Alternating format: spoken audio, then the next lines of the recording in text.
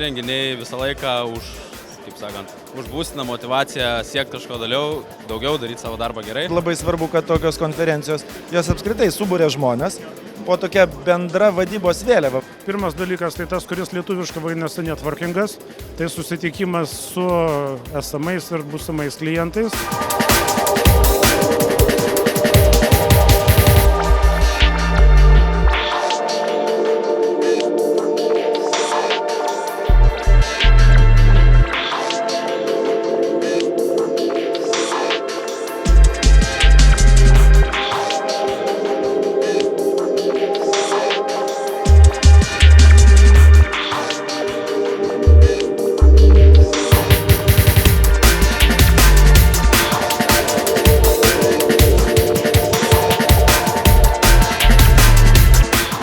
Labai patiko pranešėjų įvairovė pirmiausiai.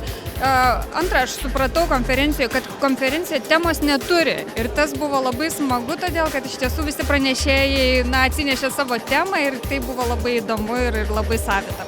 Ta atmosfera, kuri užsukta šiandieną ir jaučiasi labai tokia draugiška, labai laisva atmosfera, jinai padeda tą informaciją ir tą žinią ne tik pasiųsti, bet ir paimti.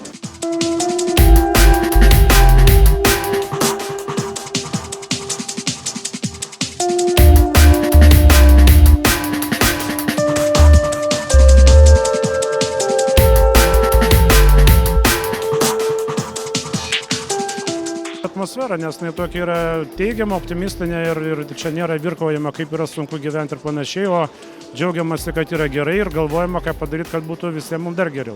Šitokios konferencijos, matyt, didžiausia jų pridėtinė vertė ir yra, kad jos priverčia žiūrėti į vadybą kaip profesionalia akimi.